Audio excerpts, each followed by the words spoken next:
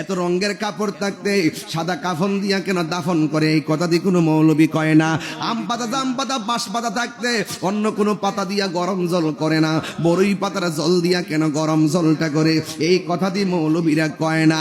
ও বন্ধুরে, বন্ধুরে, গায়ের মধ্যে যত কাইতন আছে, আংটি আছে, সব খুইল্লা খুইল্লা রাইখা দে।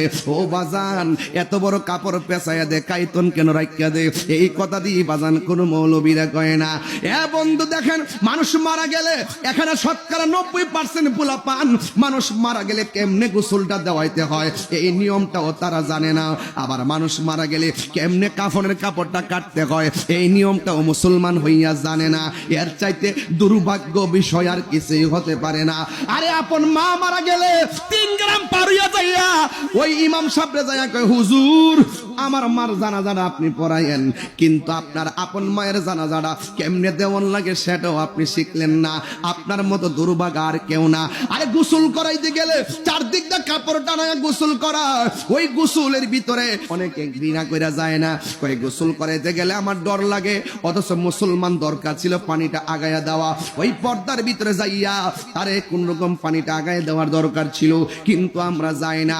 এ বন্ধু আমার, ওই গোসলখানার মধ্যে যাইয়া আমি যদি কোনো গোসলখানায় যাই, আমার এক অভ্যাস কি জানেন নি রে বাবা, আমি গোসলখানায় গেলে তার পেটের মধ্যে চাপ দিয়া মাথায় তৈরা তুইলা বসায়, যখন পায়খানা বের হয় তখন টিস্যু দিয়ে এটা পরিষ্কার কইরা দেই। অথচ আমাদের দেশের অনেক পোলাপানিটার ঘৃণা করে। আরে বাবা, ঘৃণা করেন কেন? আজকে এই লোকটা মৃত্যুর যন্ত্রণা ফুয়াইয়া ওই গোসলখানায় ঢুকলো, আজকে যদি আপনি ভালোবাসা ওই লোকটারে যাইয়া পায়খানা পরিষ্কার কইরা দেন, একদিন আপনি মারা গেলে আপনারও এমন ভাবে মানুষ পরিষ্কার কইরা দিব রে বাজাল। আপনি যদি কাহারও জানা যায় দৌড়াইয়া দৌড়াইয়া যান, একদিন দেখবেন আপনি মারা গেলে আপনার জানা যায় মানুষ দৌড়াইয়া দৌড়াইয়া যাইব। ও বন্ধু, গোসলটা দেওয়াইতে গেলে নাকের মধ্যে তোলা দেয়নি, আর জন্য দেয়নি, নাকের মধ্যে তোলা দেয়নি, কানের মধ্যে তোলা দেয়নি, একটু চোখের মধ্যে দাদার লাশটা বাসান, চোখের মধ্যে দাদির লাশটা বাসান, চোখের মধ্যে মায়ের লাশটা বাসান, চোখের মধ্যে বাবার লাশটা বাসান। কেমনে গোসল দেওয়াইছেন, কেমনে নিছেন চোখে বাসান, আর মনে মনে কল্পনা করেন কোথায় ছিলাম, কোথায় আসলাম, আমার কোথায় যাব, আমিও তো তাদের মতো পরপারের যাত্রী। বন্ধুরে, ওই গোসলখানার মধ্যে যাইয়া নাকের মধ্যে তুলা দেয়, আবার কানের মধ্যে তুলা দেয়। জিজ্ঞাসা করা হলো, বন্ধু কেন তুমি এমন ভাবে তুলা দিলা?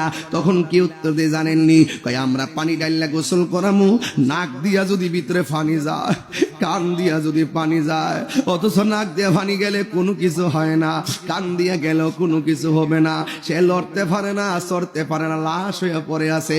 এরপরে দুনিয়ার মানুষ কয় নাকের মধ্যে তুলা দিছি ভিতরে যেন পানি না যায়, কানের মধ্যে তুলা দিছি যেন কানের ভিতরে পানি না যায়। রে বাবা, এই জিগাইলাম কেন দিছো? কয় মায়া লাগে। কয় জানি না কেমনে কানের মধ্যে পানিটা ঢুকাইতাম, জানি না কেমনে নাকের মধ্যে পানি ঢুকাইতাম। দেখছেন নি কত মায়া, বেশি গরম পানি দেয় না, কই গরম লাগবো কত মায়া, বেশি ঠান্ডা পানি দেয় না, কই ঠান্ডা লাগবো কত মায়া, কুসুম গরম জল দিয়া তারে গোসল করা কত মায়া, আবার সুন্দর করে নতুন জামাটা পরা তুলবান দিয়া কি সুন্দর করে জামাটা ভরাইয়া দেয়, কত মায়া। পুরান কাপড় দেয় না, দামি কাপড় টাইন না দেয়, কত মায়া, মায়া রে মায়া। আবার দেখবেন সবাই আস্তে আস্তে কইরা লাশটারে দইরা ওই খাটের মধ্যে শোয়া দেয়, কত মায়া। দেখবেন কোন মানুষ জীবনে যে কান্দের মধ্যে ভার নেই নাই, এই মানুষটাও লাশের খাটটা নেওয়ার জন্য পাগল হইয়া যায়, ওজন লাগার পরও কাদের মধ্যে লাশটা নেয়, কত মায়া, মায়া রে মায়া।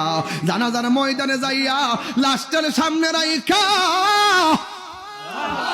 এমন ভাবে মানুষের কাছে কি সুন্দর করে মাপটাপ চাই, কত মায়া। হাদিস শরীফের মধ্যে ওই দিন আমার একজন প্রশ্ন করছে, কই হুজুর আপনি যে ওই দিন জানাজার নামাজের মধ্যে বললেন যে এই লোকটা কেমন ছিল, সবাই বলছে লোকটা ভালো ছিল, এই লোকটা কেমন ছিল, সবাই বলছে ভালো ছিল, এই লোকটা কেমন ছিল, সবাই বলছে ভালো ছিল। হুজুর আপনি যে বললেন কেমন ছিল, সবাই বলল ভালো ছিল, এটা দলিলের মধ্যে আসেনি? আছে মানে 100% আছে, হাদিসে মুতাওয়াতের মধ্যে আছে। বুখারী শরীফের মধ্যে আছে। যেই জায়গার মধ্যে নবী বলছেন কেউ যদি মাইয়াতকে সামনে রেখে বলে এমুকের ছেলে এমুকে কেমন ছিল, মানুষ বলে ভালো ছিল, এমুকের ছেলে এমুকে কেমন ছিল, এগুলা